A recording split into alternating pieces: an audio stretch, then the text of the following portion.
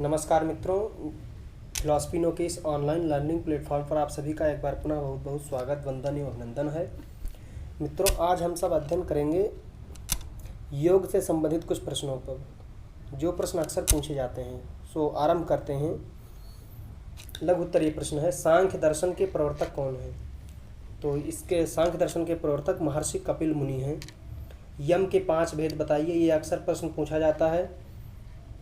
अहिंसा, सत्य, अस्तेय, ब्रह्मचर्य और अपरिग्रह, ये यम के 5 भेद हैं। सूर्य नमस्कार के कितने चरण होते हैं? ये भी प्रश्न पूछे जाते हैं।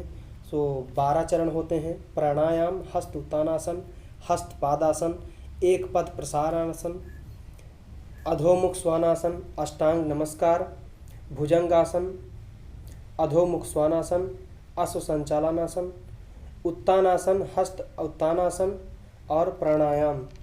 4 ध्यान आसनों के नाम बताइए, ये भी प्रश्न पूछा जाता है। 4 ध्यान आसन हैं, सुखासन, वज्रासन, पद्मासन और सिद्धासन। षट कर्म क्या हैं? षट का अर्थ होता है 6 और कर्म का अर्थ है कार्य, यानी कि 6 कर्म। शारीरिक शुद्धिकरण के लिए वे कौन से 6 कर्म हैं? हम जानेंगे इसके विषय में। ये जो शारीरिक शुद्धि के लिए जो बताए गए हैं 6 कर्म, यानी जिन्हें षटकर्म कहते हैं, ये है धौति, वस्ति, नेति, नौलि, त्राटक और कपालभाति। ये 6 कर्म हैं। उन 2 आसनों का नाम बताइए जो रीढ़ की हड्डी को लाभ पहुंचाते हैं, यानी रीढ़ को। तो ये आसन भुजंगासन और मकरासन है। सूर्य भेदी प्राणायाम के लाभ बताइए। सूर्य भेदी प्राणायाम करने से आपका शरीर सूर्य की तरह ऊर्जावान रहता है, शरीर में रक्त का संचार बढ़ता है, जिससे शरीर में स्फूर्ति बनी रहती है। सूर्य नमस्कार के 2 मंत्र, ओम मित्राय नमः, ओम रवे नमः। मस्तिष्क की एकाग्रता और अच्छी नींद के लिए कौन सा प्राणायाम करना चाहिए? तो इसके लिए भ्रामरी और भ्रस्तिका करनी चाहिए।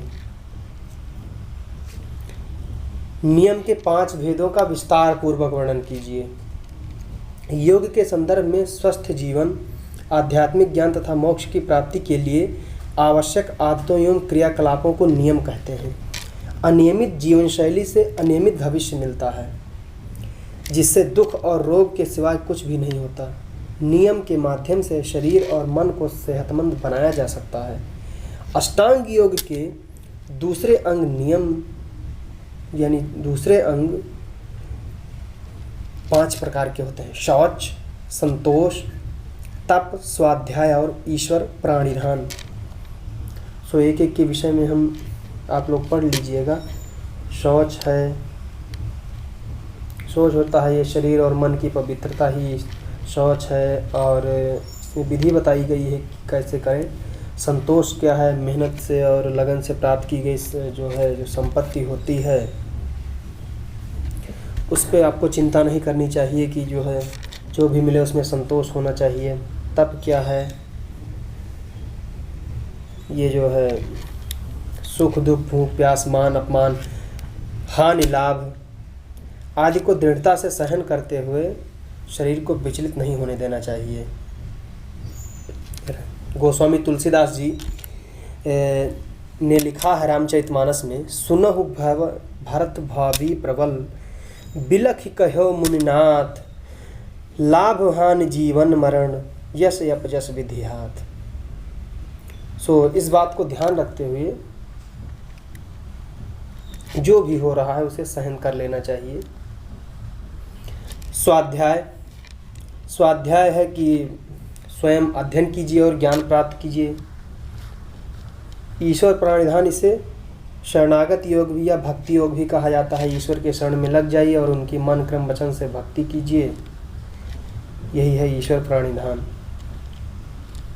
अगला प्रश्न है, लेट कर किए जाने वाले किन्हीं 4 आसनों के नाम।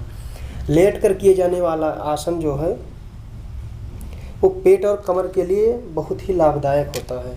इससे करने से हमारे पेट के रोग जैसे कब्ज, गैस बनना, बदहजमी खट्टी डकार, डायबिटीज़, दिल में रक्त संचार यानी आदि जो समस्याएं होती हैं दूर होते हैं। इसे शवासन है। इसमें शवासन करने की विधि बताई गई है। शवासन करने की विधि है कि लेट जाएं, सीधे लेट जाएं, हथेलियों को जो है पृथ्वी की ओर सटाए रखें, ऐसे करके है पूरा।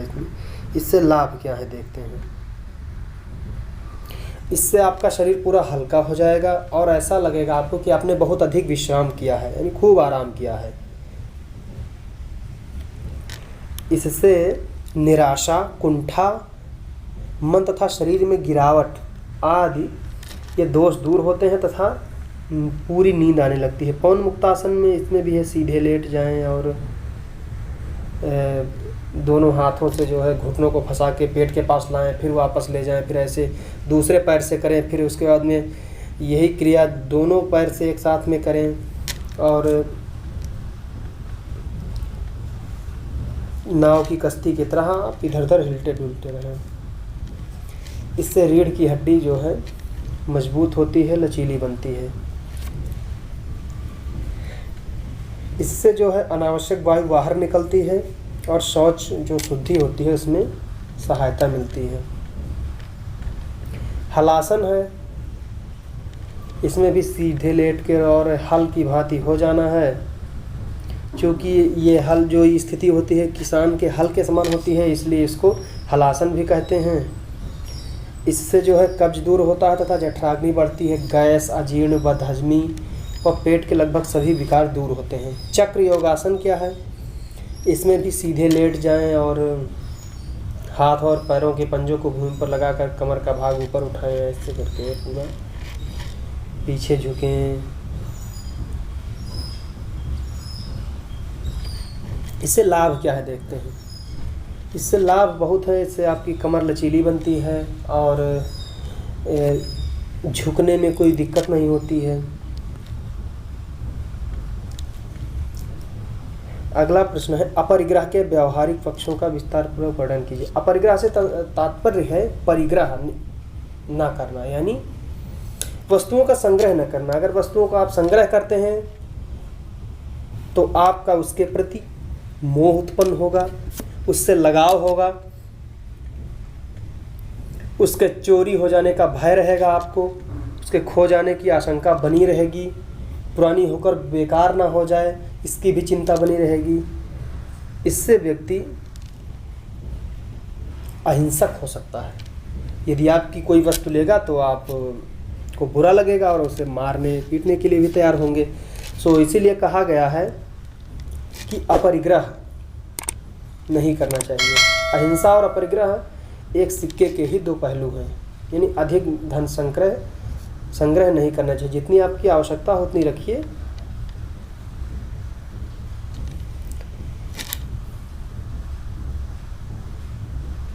सो ऐसे ही है, इसको पढ़िएगा। अपरिग्रह वृत्ति को अपना लें, दुनिया अधिकांश कारोबार ठप हो जाएंगे। सो आगे बढ़ते हैं इसी क्रम में।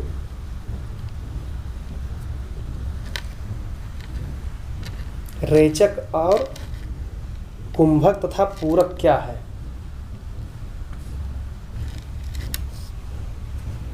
योग में पूरक, रेचक तथा कुंभक क्रिया बहुत ही महत्वपूर्ण क्रिया है। वैसे तो हम हर पहलू पर पूरक और रेचक क्रिया करते हैं। पूरक का अर्थ है श्वास लेना और रेचक का अर्थ है श्वास छोड़ना। हम जन्म से लेकर मृत्यु तक रेचक और पूरक क्रिया करते रहते हैं। श्वास लेने और छोड़ने के बीच हम कुछ क्षण के लिए रुकते हैं और इसी रुकने की क्रिया को कुंभक कहते हैं। जब श्वास लेकर हम अक्सर रुकते हैं इसे अभ्यंतर कुंभक कहते हैं, और जब बाहर रुकते हैं तो इसे बाह्य कुंभक कहते हैं। जो अभ्यंतर यानी आंतरिक कुंभक है वो इसके अंतर्गत नाक के छिद्रों से वायु को अंदर खींचकर जितनी देर तक श्वास को रोक रखना संभव हो उतनी देर तक रोकना चाहिए और इसे धीरे धीरे बाहर छोड़ना चाहिए। जो बाह्य कुंभक है इसके अंतर्गत वायु को बाहर छोड़कर जितनी देर तक श्वास को रोक सकना संभव हो रोक कर रखें और फिर धीरे धीरे सांस को अंदर खींचें। जो रेचक है, रेचक पूरक, रेचक और कुंभक के अच्छे से अभ्यास करने के बाद रेचक ही करें। यानी जो तीनों है, पूरक, रेचक और कुंभक, इन तीनों का अगर ठीक से अभ्यास आप कर लेते हैं तो इसके बाद केवल रेचक करें। श्वास छोड़ने की प्रक्रिया को ही रेचक कहते हैं, ये आप आगे पढ़ चुके हैं हम लोग। और इसे जब तेजी से करेंगे तो इसे कपालभाति प्राणायाम कह देंगे। पूरक, योग में श्वास लेने की क्रिया को ही पूरक कहा जाता है, ये अभी पढ़ चुके हैं। केवल 10 मिनट के लिए श्वास लेने और छोड़ने का एनर्जी वॉल्यूम खड़ा कर दें, ऐसा वॉल्यूम जो आपकी बॉडी और माइंड को झकझोर दे। फिर चीखें, चिल्लाएं, नाचे, गाएं, रोएं, कूदें, हंसें, ये क्रिया रेचक के अंतर्गत आती है। जब आप जानबूझकर श्वास छोड़ें और लेते हैं तो छोड़ते समय तब तक सांस छोड़ते रहें जब तक छोड़ सकते हैं, और फिर श्वास दोबारा ना लें तब तक जब तक आपके लिए रोकना मुश्किल ना हो, यानी जब तक आप रोक सकें। इसके लाभ देखते हैं क्या है। इससे सारा स्ट्रेस आपका बाहर आ जाता है, अनावश्यक चर्बी घट जाती है, बॉडी फिट होती है और भीतर जो भी दूषित वायु होती है तथा विकार होते हैं वो बाहर निकलते हैं, जिससे चेहरे और शरीर की चमक बढ़ जाती है। इसे करने के लिए 10 मिनट का ध्यान करें। करने के बाद इससे आपका तन, मन और प्राण बिल्कुल एकदम रिफ्रेश हो जाएगा। ये शरीर को स्वस्थ करने में पूर्णतः सक्षम है। धन्यवाद मित्रों। वीडियो पसंद आया हो तो लाइक करें, शेयर करें अपने मित्रों के साथ और चैनल को सब्सक्राइब कर लें ताकि ऐसी आने वाली सभी वीडियो सबसे पहले आपके पास पहुंचते रहें। धन्यवाद।